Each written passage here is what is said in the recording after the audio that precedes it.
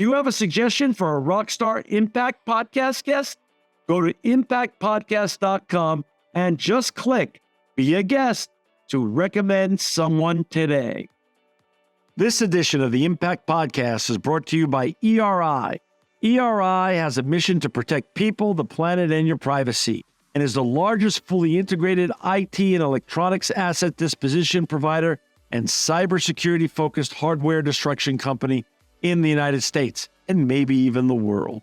For more information on how ERI can help your business properly dispose of outdated electronic hardware devices, please visit eridirect.com. This episode of the Impact Podcast is brought to you by Closed Loop Partners. Closed Loop Partners is a leading circular economy investor in the United States with an extensive network of Fortune 500 corporate investors, family offices, institutional investors, industry experts, and impact partners. Closed Loop's platform spans the arc of capital from venture capital to private equity, bridging gaps and fostering synergies to scale the circular economy. To find Closed Loop Partners, please go to www.closedlooppartners.com.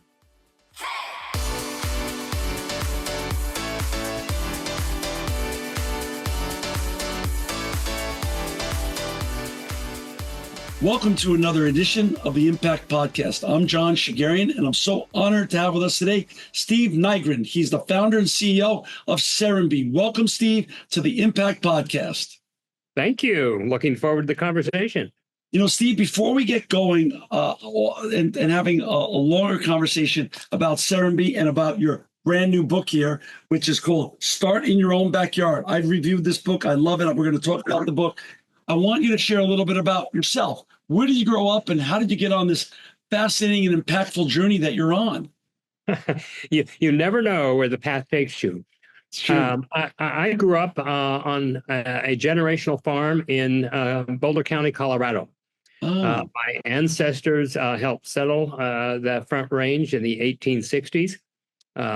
Two branches from are Swedish. My granddads are 100% Swedish. And so I grew up connected to the land on the edge of, Denver and Boulder, but they're a very rural area. When I was in first and second grade, I walked to the schoolhouse that my great granddad had helped build, which was, a mile from our house facing the Rockies. And so that is just the life I knew, but I could hardly wait to get away from it. And so, I went to the University of Colorado to become an architect. Wow. And on that journey, a part-time job seduced me into the hospitality industry. And I decided, gosh, that was a lot more fun. I didn't have to work so hard as these poor architectural students that were burning the light all night. And so I started working part-time for Stouffer's Food Corporation and ended up into their management team. Everyone in the Northeast will remember Stouffer's when it had restaurants and hotels before it was just known as frozen foods. That's right. And I was then part of their hotel opening team. Opened the hotel in St. Louis and then Atlanta. And I'd fallen in love with Atlanta. And so this was, I moved here in 1969 and we opened that hotel in 1972. And I knew that I was going to be moved on to the next hotel location and I wanted to stay in Atlanta. So I stepped off that corporate treadmill and opened my first restaurant called The Pleasant Peasant. And so that was in February of 1973. And it was in Midtown Atlanta, which was an area that had been totally abandoned because the hippies had moved in the 60s. And when they left in about 1970, it was just empty storefronts in what was, that 1900s edge community right on the edge of downtown, a mile from downtown Atlanta. Right. And so there was a lot of empty buildings. And so I could certainly afford the rent. And so I was in a building that had been built in 1900 and served as a Vic's delicatessen for 50 years. Wow. But in the previous 5 years before I leased it, it had been 5 restaurants in 5 years. So you can imagine the area, it was just awful. But it had the bones of this wonderful 1900s restaurant that we restored. And we opened a restaurant with fresh food, if you can imagine, in a casual atmosphere without reservations. Now, while this we see today, this was very, very new in the early 70s when you had what we call the Fern bars, TGI Fridays, and all the Fern bars were the hot things. But local food in a casual atmosphere with white linen and waiters and all the trappings, but much more casual. And we were an instant success. And proceeded later to buy that building. Other restaurants led an effort to relook at the zoning in Midtown Atlanta, and that's now another place that's just one of the most vital square miles in America. But we grew that company to 36 restaurants in 8 states. Wow. And we were known, in those early years, I was too naive to need a feasibility study because I'd go into these transitional areas that it was obvious to me that things were going to take off, but no one else, as banks certainly wouldn't fund them, but developers or I started buying property in these depressed areas, and that built this incredible company. Stanley Marcus of Neiman Marcus negotiated my first lease in Washington, D.C. to be next to a Neiman's. And when the Development Authority wanted to clean up Pennsylvania Avenue between the White House and the Capitol, they attracted 5 restaurant companies, basically paid all of our way. And we were one of those 5 to help transition that section of Pennsylvania Avenue. In those days, you didn't dare walk after dark in that area. That's right. So we had really had a fun time. And I was having a fun time until I wasn't. Makes sense. And along that journey, when our children were small, we bought a historic farm on the edge of Atlanta in 1991. Our kids were 3, 5, and 7. And it was one of those heart decisions. We simply were taking a drive to look at a historic farm that was for sale. And I called to see if they had farm animals and if they'd mind if I pulled in to show my kids farm animals. And of course, anyone with something for sale says, come on. We arrived, they had the Shetland pony saddled, and I bought the farm. They were good marketers. They knew what they were doing. Oh, man, it's amazing, And I didn't know why we were doing it, but gee, all this open land this close to Atlanta, it seemed like a good real estate play. And besides, I was making my 3 daughters delighted. And so, Dad will do anything for that. You're the hero of the family. You were the hero. And we rented the historic house out, and my wife fixed the shack in the back in case we ever wanted to spend the night. I imagine we'd come down a couple Saturday afternoons a month. Yeah. But lo and behold, it's where the family wanted to come all the time. And we had a great house in Ansley Park, which if anyone who knows Atlanta knows this is a real in-town neighborhood. You could walk to Symphony Hall and the High Museum and all the restaurants on Peachtree, or go the other way to the Botanical Gardens at Piedmont Park. We were never leaving. And everybody, and we had the pool, all these things. Wow. The kids wanted to leave all those things money could buy to connect with nature. And doing that for 3 years was a value shift. And so in 94, I sold my company. We sold that big house, and we started restoring the old farmhouse, and moved in there in 94. And that's where we raised the kids. And is that today, was that the beginning of Serenbe? Well, that's we named, my wife named the farm Serenbe. But it was 6 years later, so 10 years really after we bought the property, that we became concerned about urban sprawl. This was the last affordable and open land in metro Atlanta. I mean, we're 32 miles from downtown Atlanta, and 25 from the airport. So it was what you would say the wrong side of the tracks. All of Atlanta development was going north, and this is in the southwestern corridor with no real roads to it. So it was kind of a forgotten quadrant. Like if you were looking at metro Atlanta and the interstate highways, this would be between the 7 and 8 on a clock. And so it's a quadrant of 40,000 acres that had just remained rural and rural zoning. the developers were starting to come and put contracts. And of course, I started buying more land, and I realized I couldn't keep doing that. And so sat back and said, okay, what are the issues? And of course, contacted all the preservation groups. Well, they were busy deploying their money in front of the bulldozers up north. That, none of them saw the immediate threat, because the immediate threat wasn't here yet, but it was on our way.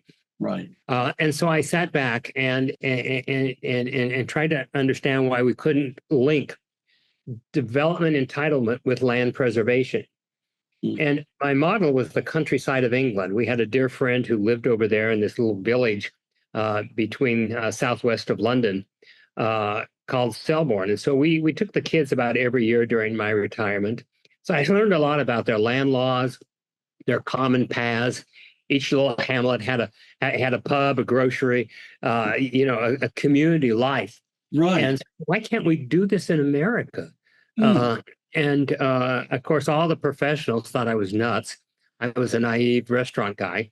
But the universities understood what I was talking about. And so working with Rocky Mountain Institute came in along with Ray Anderson, one of the great environmentalists. And they assembled, and Ray had been a friend of mine for years. And so they assembled 23 thought leaders in September of 23 and started looking at all these issues.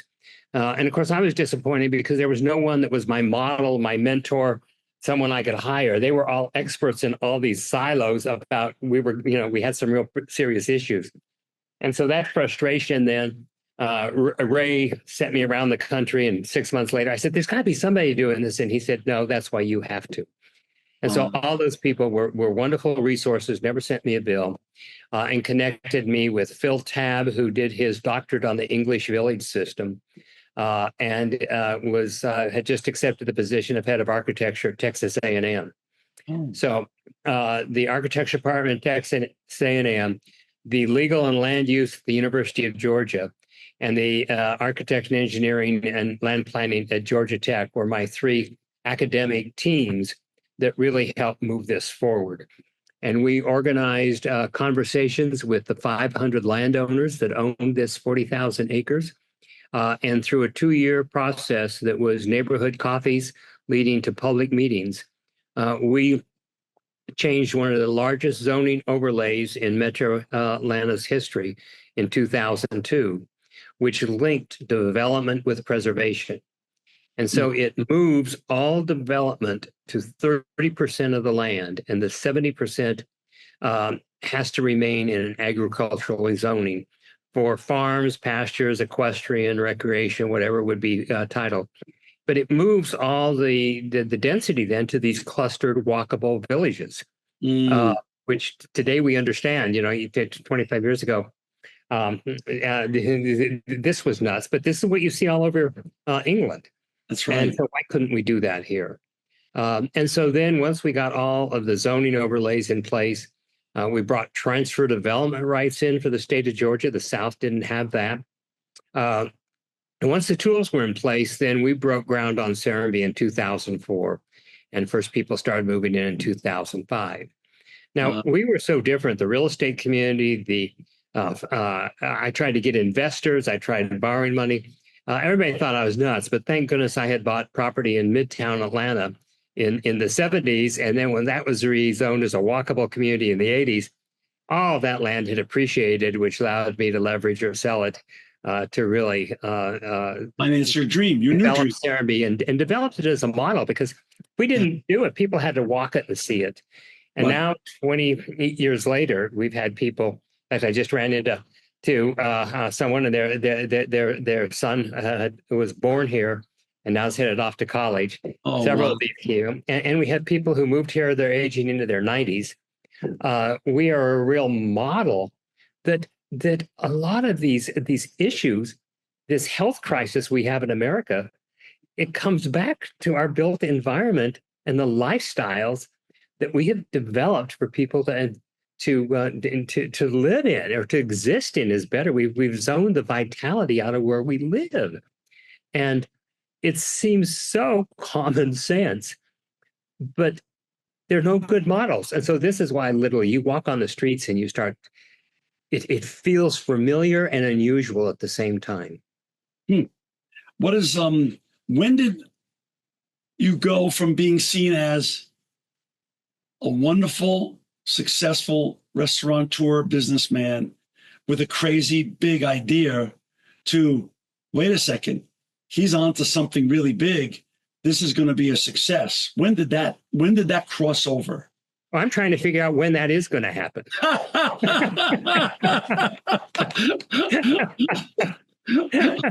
think we're still on that journey.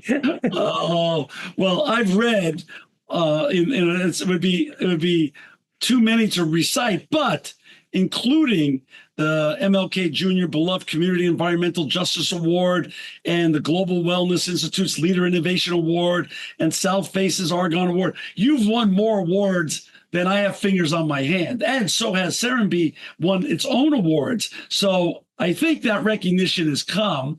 But when did it really accelerate to sort of escape velocity, where you knew you were onto something that was really going to be able to scale up and take on a life of its own?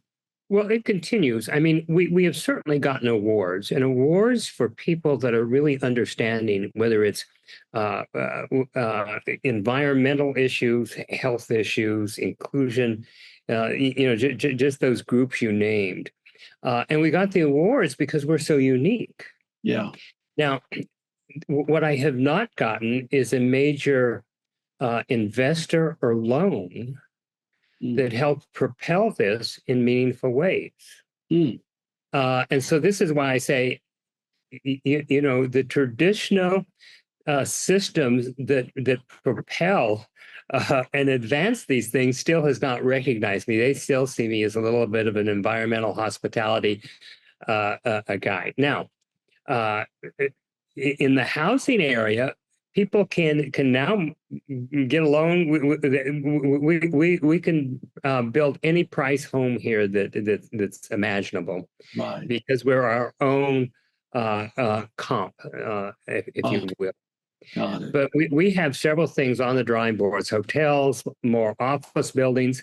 Right now the mixed use buildings that are here. We have some great ones, and offices and medical. I mean, we've got everything here.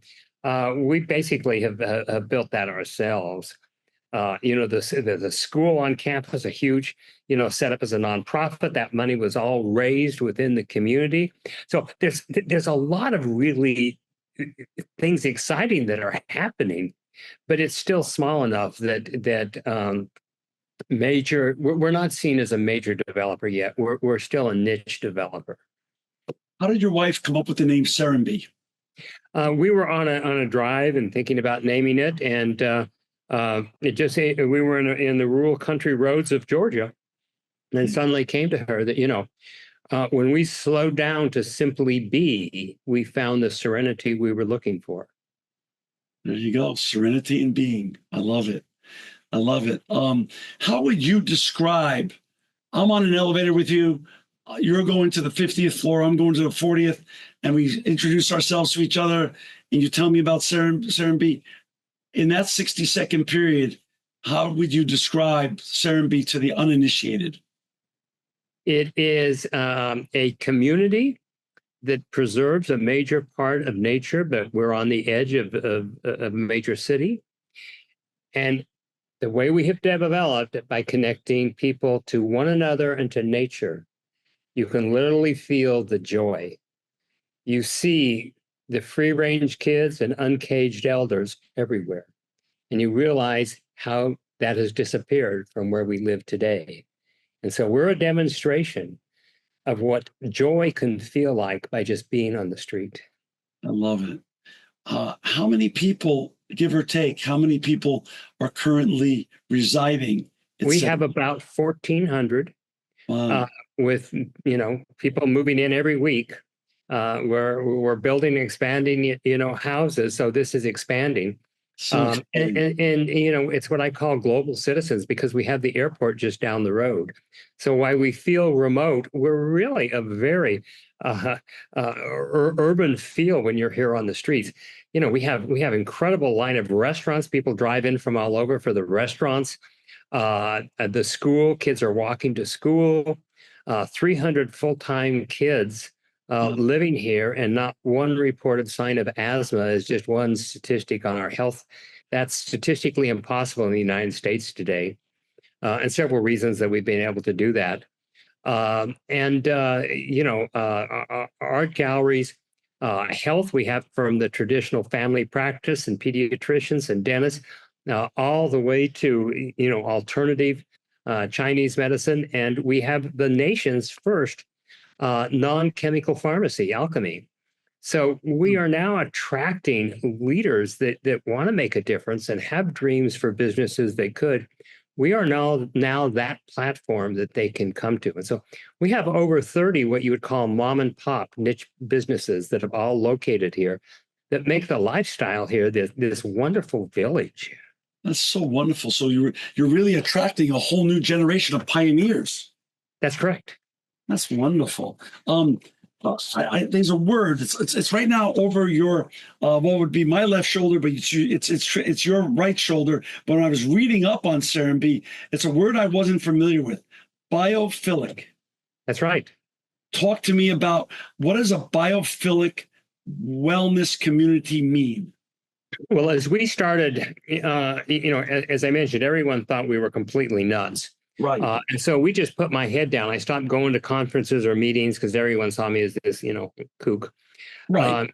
And then in the midst of the recession, a lot of the analysts started studying the first people to walk out, and it was walkable and environmental communities were the first to walk out of the recession back in 2009 and 10. Okay. And we were one of those. Wow. And so suddenly some of the professionals started coming to see what we were about. It was the first time we'd had interest. Well, many people arrived thinking, we're an environmental community because Urban Land had published a hard book of the 10 top environmental communities in the country. Well, we were the only one with density. They were all, Braves Island, all these coastal, these great preserved developments.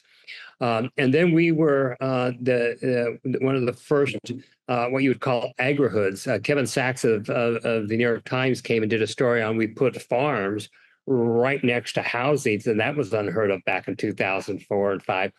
And so he termed it an agri-hood, and that's kind of stuck. And so this was an agri-hood movement, and we're kind of the leader of that. And so people were expecting the farm. Well, we have the farm, but we have all this stuff. And then because of our density, people identified as new urbanism. Well, new urbanisms were not necessarily preservationists or environmentalists. Right. And so people came arriving looking for one of those three things with the expectations. And while it was a piece of us, it certainly wasn't that. And so I was searching, okay, clearly people want a tagline. What's our tagline? Yes. Who are we? Right. And in the original 2000 charrette, the 2-day charrette with Rocky Mountain Institute, Bill Browning had mentioned biophilic design, that this really made sense. And that was kind of this weird word. I didn't understand it. I had to go look it up. I didn't quite know how to spell it. And it kind of stuck there in my mind. And then I was on a panel, I don't know, this is now, 12, 13 years ago, with Tim Beatley, who is at the University UVA and teaches a whole course on biophilic design and biophilic cities. And as I was sitting through that presentation, I was to follow him, and I thought, oh my God, that describes who we are, which is really, a connection to nature. And we're all part of that ecosystem that depends on one another. And that's exactly what Serenbe is. And so even though it's sort of a word that a lot of people don't know and moving forward, it really describes what we are. And so then later we formed the Biophilic Institute, and we really have now a board of really great thought leaders, a lot from academia and some policymakers. And from corporate America too. So this is really to advance and familiarize people with what the principles of biophilic design as it applies to the built environment. That's so wonderful. There's you mentioned 1,400 people right now living on the property. How big is the property today in terms of acreage or miles, square miles? Well, you have to think, and I always put it in context, because if you read about developers like in California Forward, I think, or Elon Yes. Musk, Texas, and so you have one person buying land and then trying to entitle it. Right. What we did is we brought 500 landowners together to rezone 40,000 acres, and now we've used Serenbe to demonstrate what that is. Now, we are the first and the only in the last 20 years who've actually broken ground. So this is why it was important we do that. But we stopped traditional development from happening. Understood. Now, literally, we're getting developers from around the world who are entitled property here. So you're going to see in the next 5 years a lot change, because all of a sudden people understand what we're doing, and this is now tomorrow's market. I mean, you look at the baby boomers. They're now gravitating to walkable communities. Right. Post-pandemic, we understand the connection, the importance of the connection to nature. And you look at all of our young people born in this century, they could care less about having a car. And so they're gravitating to walkable communities. That's right. So suddenly now all of your real estate analysts realize this is the model of the future. And so now your big developers are starting to recognize our zoning and coming in, and that will all lead to more recognition for big developers as this happens. It's all about to change in the next 5 years.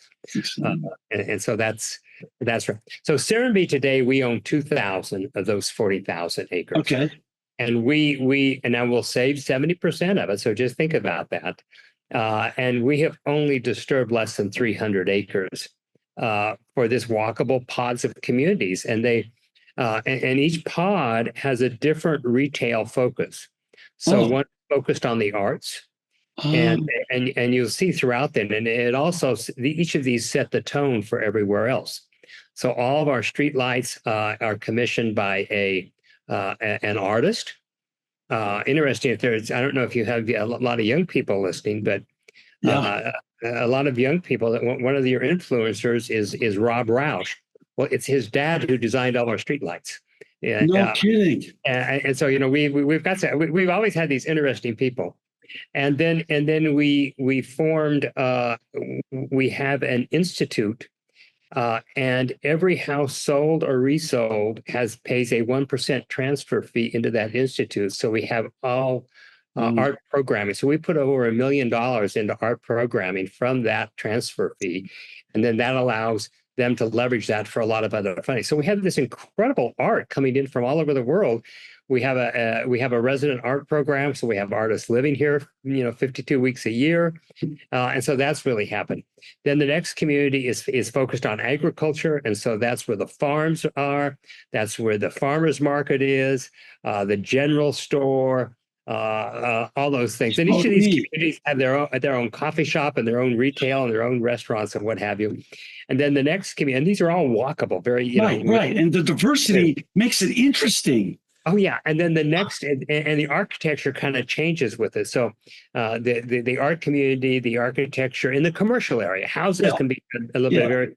It is like the 1920s and 30s when the art movement was coming through, and then in Grange, the rule is kind of that mostly one story from 1900, kind of that rural look brick, that real little store.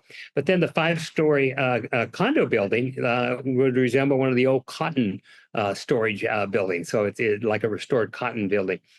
And then the health and wellness, the architecture foundation there is from Scandinavia, both contemporary and historic. And there we have the health restaurants and all the docks and the gyms and the Pilates and cold pressed juices and 2 more coffee shops and all the longevity stuff you'd want to find is right there. That's right. And now the community we're developing now is called Spella, and it's around a 4-acre Victorian park with a focus on play. So a real connection with health is play that we forget. Is important at every age. This is amazing. So, and do you have one master fire department and police department for the whole community? For the entire city. So the whole city. So the city, so the 40,000 acres after the zoning, we had so empowered a community to take control of their own destiny that then we filed the state legislature, and now we are our own city of Chat Hills.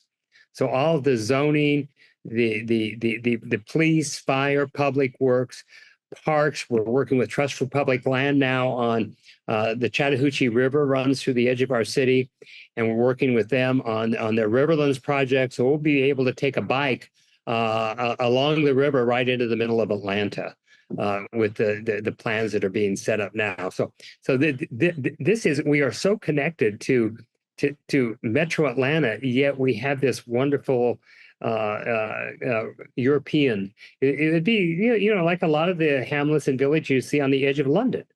Right. You get out of London, you're definitely in country, and that's what this is. And you realize how unique it is, because most metro areas, the buildings follow the roads out of town, and there's no break. This is the largest landmass being saved in an urban area, especially near an airport, in the United States, we know, and maybe in the world. It's incredible. So people come in from around the world to study it now. Well, and you're going to learn a lot about, it's preserved life out of India. They'll be opening Preserved Life, which is the first wellness retreat for corporate citizens, and it's looking at corporations around the world, because they're 20 minutes from the airport. You have Dunaway Gardens, which they're restoring. They're out of Los Angeles. The moved, these people all now living in Serenbe, moved here and decided to stay. And so now they're restoring this 1920s art center that had been overgrown for 40 years. They have pictures of Walt Disney and his brother there back in the 20s and 30s, and Esther Merwin, and all these great people of that time. So you see the agriculture, health and wellness, arts are sort of in the DNA of the dirt here, and we're just bringing it to life because we're preserving it from traditional graded development. And so this entire landscape, not only as you physically see in the art, in the nature, but there's actually this DNA of stewardship, creativity, that's actually been here for maybe centuries. When we did the archaeological dig, they found a little tool, and they carbon tested at 9,000 years old, and they believe it was agrarian. And so the native people that were here were not roaming. They were really an agrarian established area. And it's an area here in about a 10 square miles that's never had conflict, whether it was the Trail of Tears or the Civil War. And so there's something about this area that's say, and so I see myself as that steward who has come for this period of time. Yeah. When it was under threat for development, to actually come up with a way that we could allow development with major preservation. So it's we're not putting a fence around it, and we're doing just the reverse. Yeah. We're creating a place, inviting people in to observe, participate, or make it part of their life. It's so funny you brought up Walt Disney. As I'm talking with you and as I'm listening to you, I'm thinking, Steve is the modern day Walt Disney. This is really, I mean, that's, you have such a grand vision, and the joy that it's brought you and to the people who live there. It's incredible. You mentioned the 300 children that have remarkably and have beaten the odds of the statistics who don't have asthma.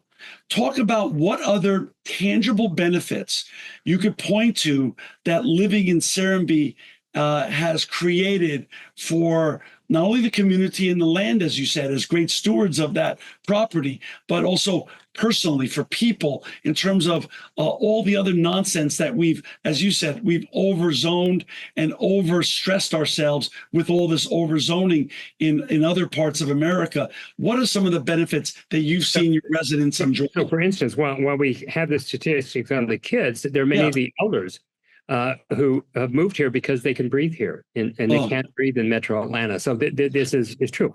We don't allow lawns because we don't allow chemicals, and so you can't have a nice lawn without a chemical. Nobody notices there are no lawns. All of a sudden, it's, what do you mean? Wow. It's fresh air coming in. So there's several things that contribute to it. The food we eat, you do not see obesity. People are walking and they're exposed to fresh food.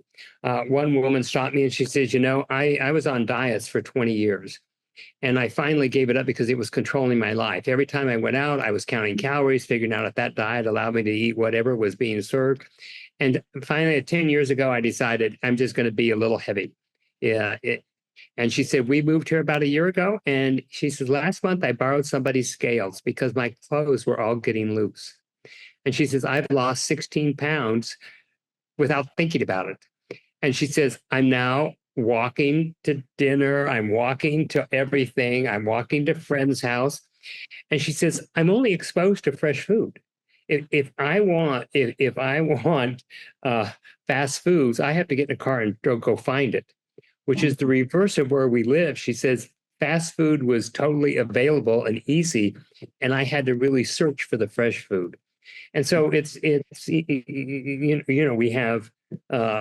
have our farmers, and we're creating an entire ag community. So it's not just the farms at Serenbe, but now within this greater area. So at our farmers market, so we know the person growing our beef, growing our pork, our chickens, making our cheeses, our butter, growing our vegetables. This wasn't unusual back when, Right. but unheard of today. And You're so right. we know that we're all eating fresh food that does not have preservatives in it.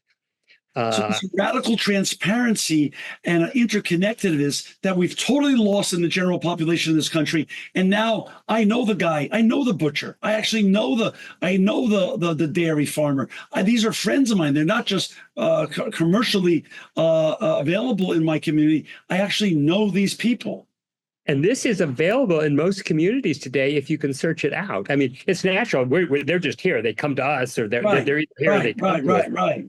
And it's incredible. Our farm is not just our farm. Like at all of our crosswalks are blueberry bushes, and there are banks of figs. So we have edible landscaping throughout the community. So all of our kids understand seasonality of food. I mean, these are just simple things that anybody could do.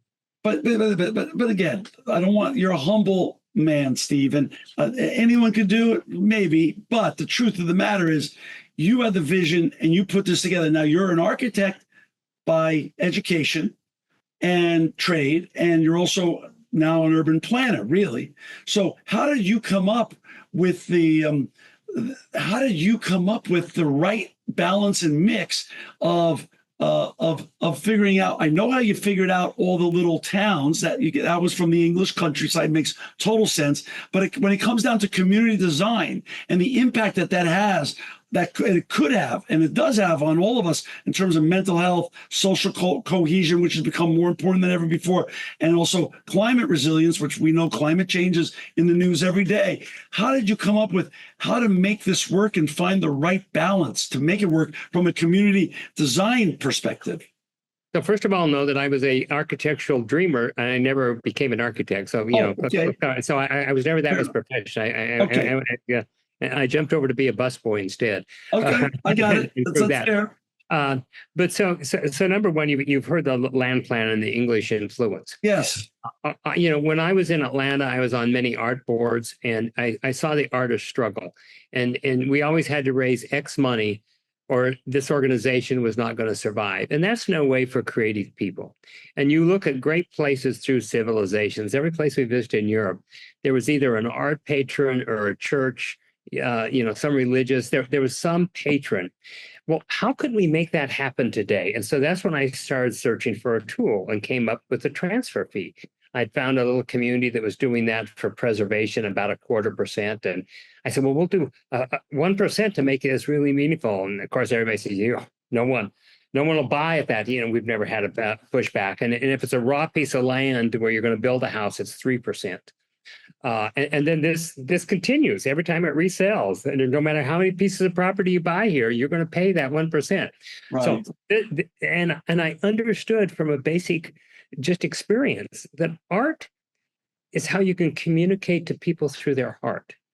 And we have lost that.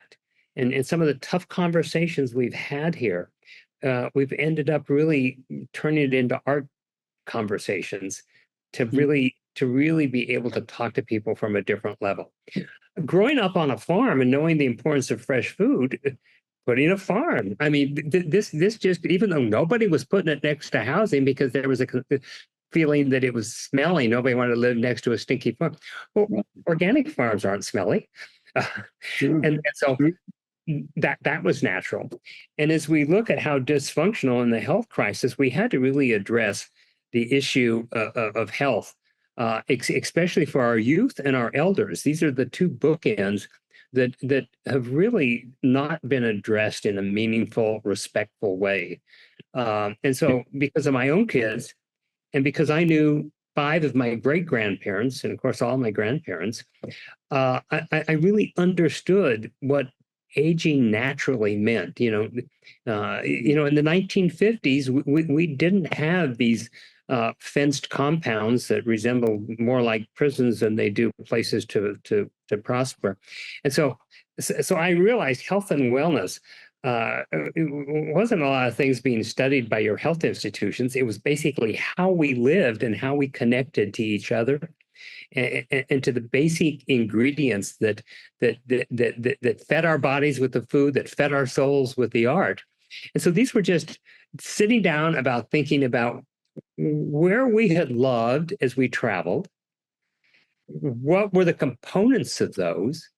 And once I realized I was going to be a developer for those 2 years, we went back to some of my favorite places to take pictures.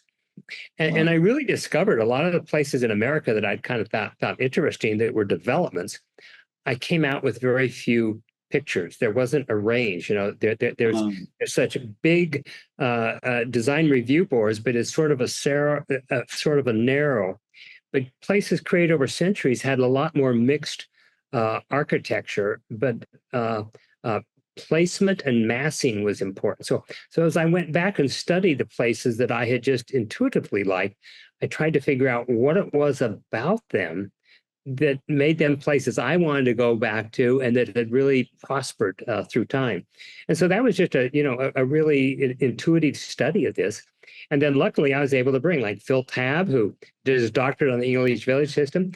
He totally understood everything I was talking about. We were able to attract architects.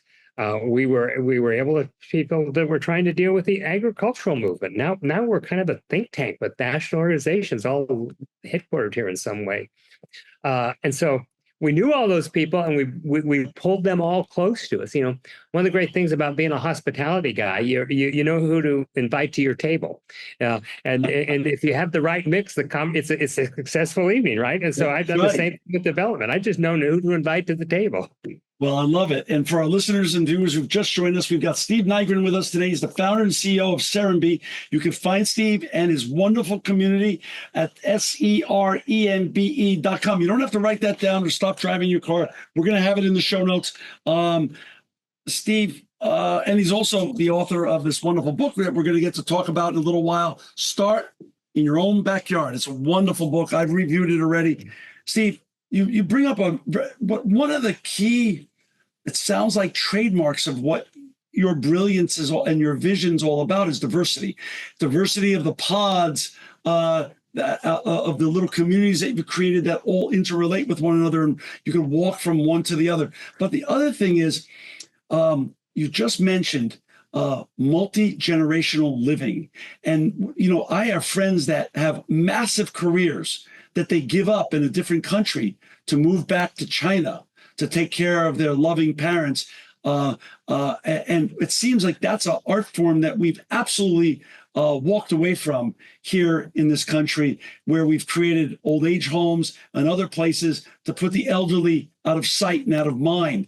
Talk a little bit about the diversity and the benefits and the critical values of multi-generational living that you've created at Serenbe.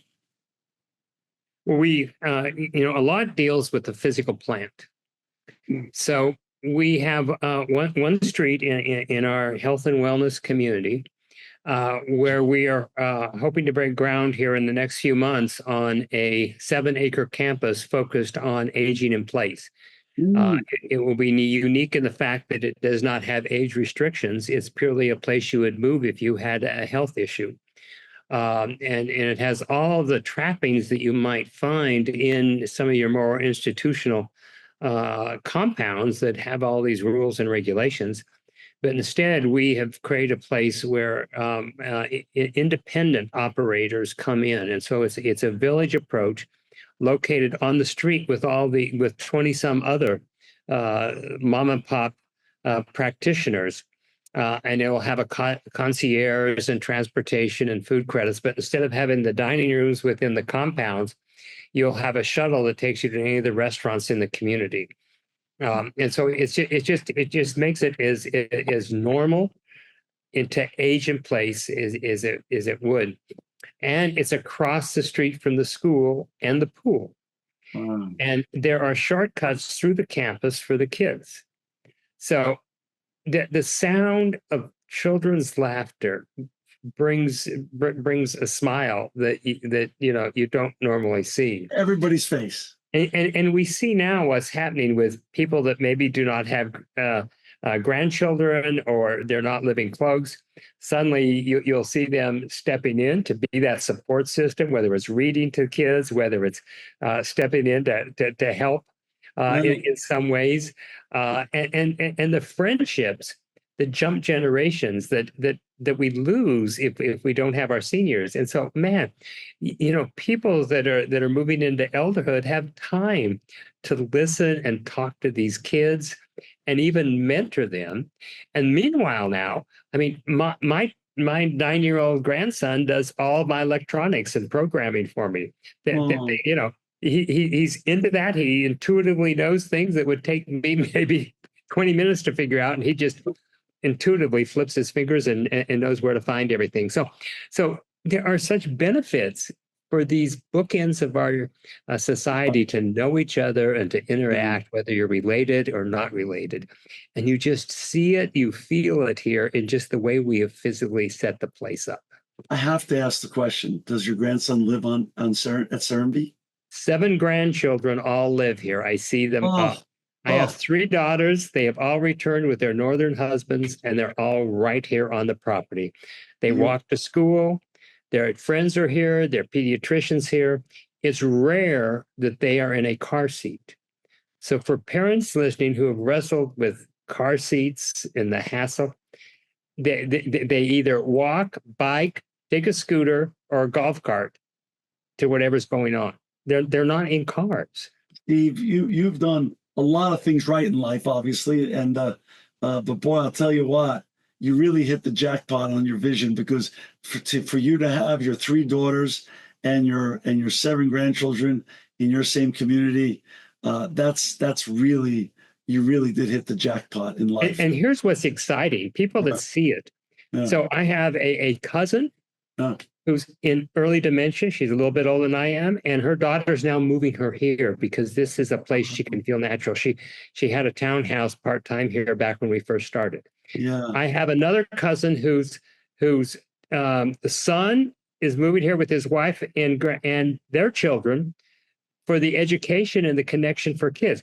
So not only have my daughters returned, the connections to my broader family are coming. And here's a perfect example: one because of how we treat elders, and the other because of the atmosphere for kids. So the bookends of life, you put the bookends of life together again, and everything makes sense. It's a total, you've really created a circular community. The whole focus now is moving us from the linear or consumer economies to the circular economy. You've created a circular community. That's beautiful. Beautiful. And the thing I do not understand is we're in a health crisis. Yeah. We're using all of our Earth's resources. 100%. Why aren't more people asking why? Why are we willing to put up with this, put our heads down, and just keep moving forward? It's, my generation, the baby boom generation, we've lived in a period that it's always worked out. And so I can understand this tendency to shrug, push back, have a drink, and figure it's going to be okay. Right. People born in this century have been born into a fragile atmosphere. And they are going to be much more active, and they are asking the questions. And my challenge to the baby boom generation, one of the reasons I wrote the book, is how can we join these young people in addressing some of this? You know, the baby boomers, we were going to address everything with sex, drugs, and rock and rolls in the 60s, and that didn't work out too well. Right. And the same generation, sometimes the same people, became the greed generation of the 90s. So this is the generation that has lived the extremes, the only one I know of, the extremes of that pendulum. And I hope in elderhood we can swing back to common stabilization and work with these young people to figure out these things for both our human health and our global health. Yeah, you're right. The days of, as you point out, sex, drugs, and rock and roll didn't work out too good, and neither did greed is good from the movie Wall Street and how the world was set up back then. Hopefully, this is the beginning. What you've created is the beginning of a new, revolution in terms of how to live well. You wrote this fantastic book, Start in Your Own Backyard. Here it is, and there'll be in our show notes, there'll be links to this book. You can buy it on Amazon.com, of course, and any other great bookstore or great book online opportunity. And in it, you propose radical common sense is the right approach to take in terms of rebuilding our communities from the ground up, starting locally. Talk a little bit about what you want readers to come away from when they read this wonderful book. Well, you know, so many times people feel so overwhelmed with whatever the issues are, right, that they don't know where to begin. And many times we expect big government, big corporations, big somebody to fix it for us. It's sort of I don't know any important movement that's ever happened on that level. It's usually been the consumers and the people who care. And, you know, I often point to the fact, you know, I never expected to live in a smoke-free environment. Wow. That was not the corporations or any government. That was a group of airline stewardesses decided they did not want to be locked into this tube and convinced the airlines to take the back 5 rows and make them non-smoking. And they were the ones that would be last. I was in the restaurant business when the National Restaurant suggested we take the back 5 tables just to see what happened, because there was, you know, some interest in this. Well, guess what? It's where everyone wanted to go, even though they were the worst seats or the worst tables. Right. And so everyone expanded until now it's everything. That was a grassroots movement. And so this is why, if we just start in our own backyard, don't wait for somebody else. What are the issues that you see that's really affecting you, your family, your loved ones, your community, and begin? Whether it's just to deal with your own, you know, what your literal backyard is. And I define a backyard as any place you can have influence. Wow. You know, so is that your neighborhood? Do you organize your HOA? Do you run for city council, right, school district? You know, for a few, it's a state or a global issue, but we need everyone to realize that one person can make a difference. True. And this is why I really wrote the book. I did not have the background, the interest maybe, but the background to do anything that I did. But I had the curiosity and interest to change where we lived. I didn't set out to have an example. I just wanted to save our farm from rural sprawl. And then once I realized the only way to do that is show a demonstration on how development could link to preservation. Then once I realized I was going to be a developer, then I started becoming curious about, well, what might that mean to where I could have a different results than what we've been seeing over the last several decades. And so we've set the book up to be sort of a workbook, so where you don't have to read it cover to cover. As you know, you can see what's interests you. We have QR codes that helps take you to programs or other places. So it can really be a workbook, whether it's for book clubs, whether it's for an HOA, whether it's maybe for an academic classroom, studying planning or human health, what have you. So we see it having a life more than just it's not a novel about what we've done. It's a workbook on how we did it and some ideas of how you could do it in your own backyard. Steve, if I wanted to come visit you in Serenbe, is there a hotel on your property? Thank you for asking. So the old farmhouse has converted and expanded, and so now that is a country inn. Wow. We have many Airbnbs within the community or within the bigger rural landscape. Yeah. And some you can go on that, you might be on a little sheep farm, or, there's lots of opportunities to stay with us. Great restaurants, great, arts performances, whether music, art shows. I mean, there's vitality happening all the time. It's great fun. Steve, you and I get to be part of a generation now that when we were kids, retirement was 62, was mandatory. You get a watch, and they put you out to pasture. Where now there's a new generation of leaders, brilliant people, visionaries like you that are. Warren Buffett's 95 now. His partner passed away a month before his 100th birthday. He was working 2 days before his 100th birthday. Charlie Munger. You have then you have other legends like Larry Ellison and all these other great leaders. You sound like you're having more fun than ever before, and that the best is yet to come. Talk to us and share with our listeners and viewers a little bit about what's yet to come in the next 3 to 5 years. I know you've mentioned it during the show, but talk about some of 1 or 2 or 3 big things that are about to come to fruition that you've been hoping for years. And as you've curated this wonderful community, what's about to come in the next 3 to 5 years? Well, I think there's greater and greater focus on what we're doing that will hopefully inspire other people from all over. We have created a consulting team under Nygren placemaking. Oh. And we're helping people literally from around the world. I just got back 2 weeks ago from Istanbul, and Wow. 3 years ago they brought their team here, and they totally changed their big design. One of the biggest developers in Turkey. Wow. This fall, I'm headed to Australia for a 10-day tour with the Urban Land Institute, and they have brought various teams here looking. We're consulting probably in about 20 states.